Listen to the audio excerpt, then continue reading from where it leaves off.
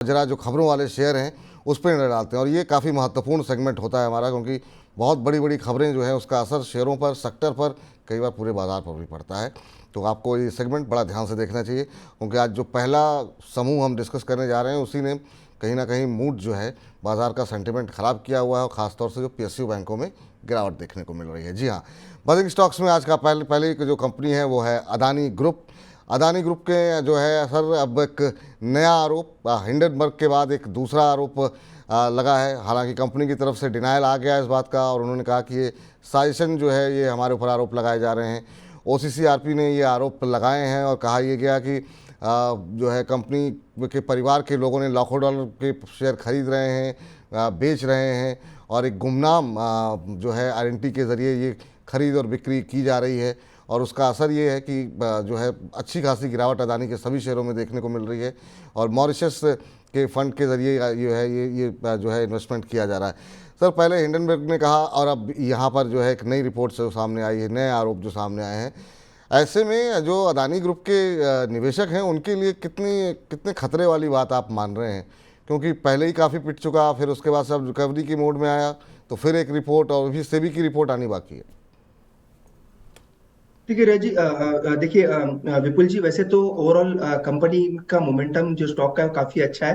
पर इन्वेस्टर्स से ज्यादा ट्रेडर्स के पैसे काफी कमाए हैं ओवरऑल इस रैली में देखे या इस ओवरऑल न्यूज फ्लो में देखे तो ट्रेडर्स के काफी पैसे लगे हैं ओवरऑल दोनों ही साइड, लॉन्ग और शॉर्ट के साइड। इसीलिए मैं हमेशा कहता हूं कि F&O में अगर आप ट्रेड करते हैं तो डेफिनेटली स्टॉप लॉसेस का मेंटेन करें, क्योंकि ऐसे ये ग्रुप में काफी बड़े न्यूज फ्लोज आते जाते रहते हैं।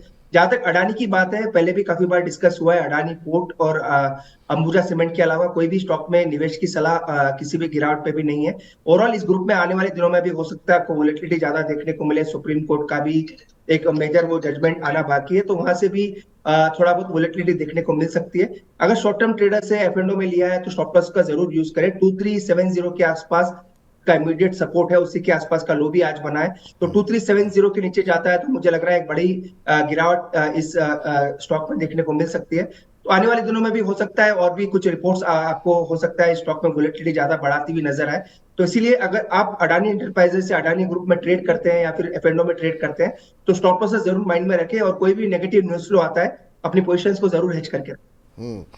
सर, एक एक करके जरा एक दो कंपनियों में बातचीत कर लेते हैं अदानी ग्रुप को लेकर के, क्योंकि सवाल का फ्लो काफ़ी ज़्यादा है। लोगों के सवाल आ रहे हैं, अदानी टोटल गैस को लेकर काफ़ी आ रहे हैं, अदानी एंटरप्राइजेस को लेकर के आ रहे हैं। अभी यहाँ पे क्या लेवल देखने को मिल सकते हैं? उन लोगों के लिए क्या सलाह रहेगी जो ऑलरेडी इन्वेस्टेड हैं? चलिए, फ्रेश बाइंग के लिए आपने कहा अदानी पोर्ट और अंबुजा सीमेंट आपको अच्छा लग रहा है, लेकिन जो लोग अदानी टोटल गैस और अदानी एंटरप्राइजेस लेकर के जिन्होंने रखा हुआ है, उनके लिए करंट भाव पे जब अगर सेलिंग आ रही है, क्योंकि इस तरह की बातें भी सामने आ रही, क्या पिछली बार की तरह टूटेगा क्या, तो वो फिर एक पैनिक सिचुएशन भी हो सकती है। आपकी क्या सलाह रहेगी? देखिए मुझे 2370 अगेन मैं रिपीट करता हूँ, तो अगर आपका व्यू शॉर्ट टर्म का है या 1 से 2 दिन या शॉर्ट टर्म में लिया है, F&O में कोई पोजीशन बनाई है, तो 2370 स्पॉट का जो लेवल है, अगर उसके नीचे जाके स्टॉक कभी भी क्लोज होता है या फिर क्लोज होने के संकेत देता है तो अपनी पोजीशन को एग्जिट कर लें। एग्जिट अगर आप नहीं करते तो एटलीस्ट हेज करके रखें, क्योंकि वहां से बड़ी गिरावट स्टॉक में देखने को मिल सकती है। और स्पेसिफिकली मैं अडानी एंटरप्राइज की बात कर रहा हूँ। जहां तक अडानी टोटल गैस की बात है, स्टॉक पे वैसे भी कोई खरीदारी की राय नहीं है। वैसे भी अगर मोमेंटम भी आता है ऊपर में तो एग्जिट की ही राय रहेगी, फ्रेश खरीदारी की राय नहीं रही है। तो अडानी एंटरप्राइज में अगर आपकी ऑलरेडी पोजीशंस है तो 2370 के लेवल पे ध्यान रखें, फ्रेश खरीदारी नहीं करें। अगर अडानी पोर्ट में करना है तो नीचे में आप अडानी पोर्ट में फ्रेश खरीदारी करके चल सकते हैं। अडानी पोर्ट के जो लेवल्स निकल के आ रहे हैं 770 775 ये लेवल्स आ रहे हैं, अगर वहां पे आता है आप कैश में धीरे धीरे एक्यूमुलेट करके चल सकते हैं। अगेन F&O में खरीदने या ट्रेडिंग करने की राय अडानी पोर्ट में भी नहीं है। कैश में अगर एक्यूमुलेट करना चाहे तो 770 के पास आता है तो वो स्टॉक एक्यूमुलेट करके चल सकते हैं।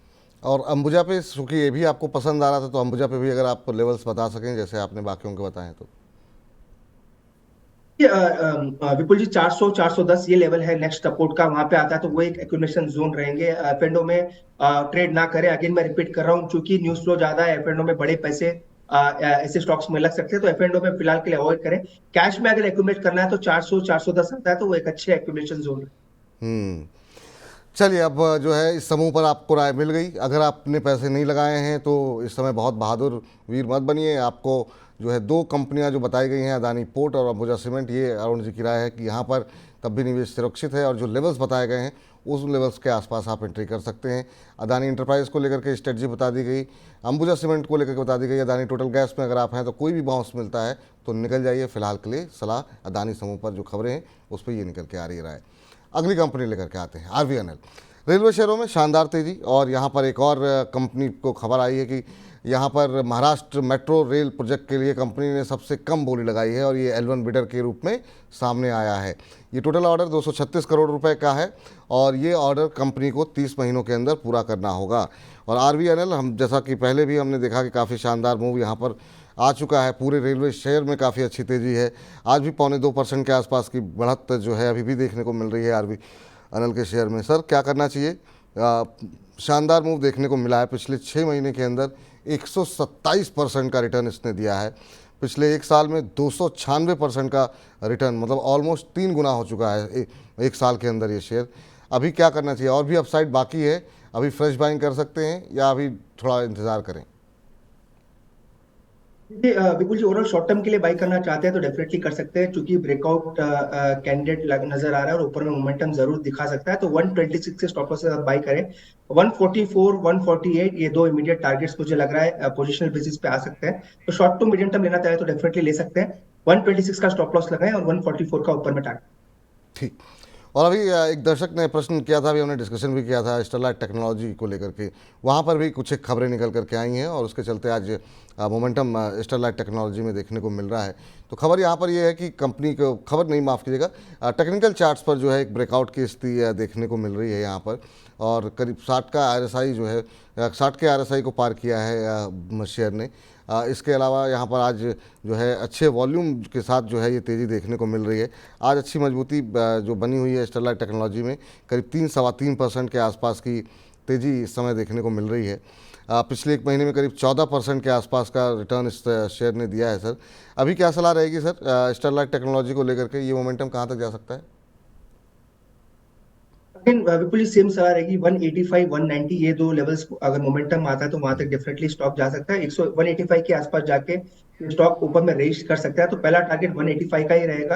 अगर किसी ने ऑलरेडी बाई करके रखा है तो होल्ड करके चले, 185 का टारगेट लगाए। 165 का ट्रेलिंग स्टॉप लॉस लगाएं या फिर ट्रेडिंग स्टॉप लॉस लगाएं।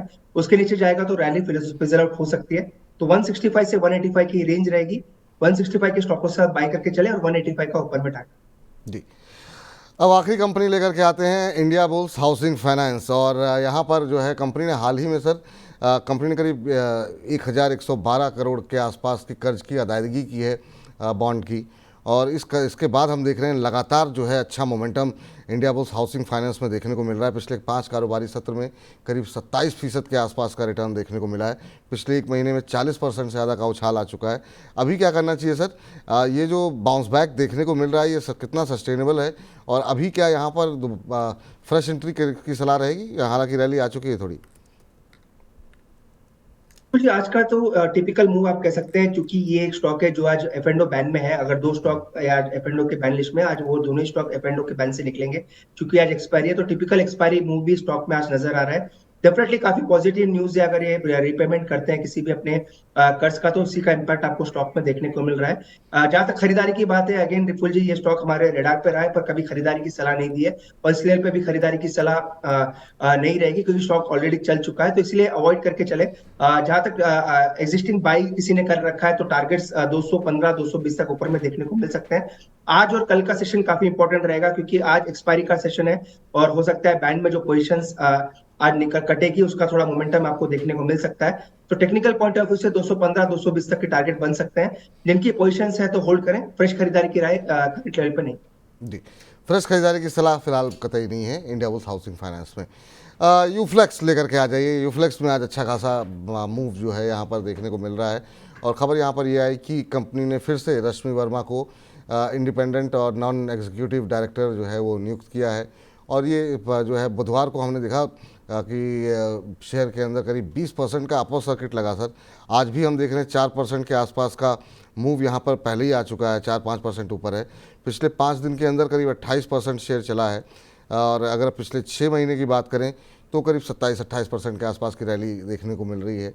अभी क्या करना चाहिए? कई सारे विवादों में भी सर रह चुका है ये शेयर।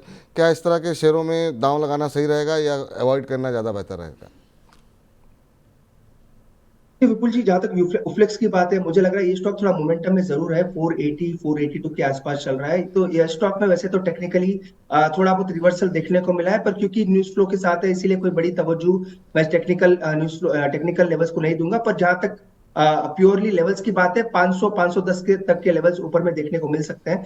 तो एग्जिस्टिंग किसी ने बाई करके रखा है, किसी ने ले रखा है, तो 510 520 तक के लेवल्स का वेट करके चल सकते हैं। नई खरीदारी की राय अगले स्टॉक में भी नहीं है, क्योंकि बड़ा मोमेंटम ऑलरेडी स्टॉक में आ चुका है।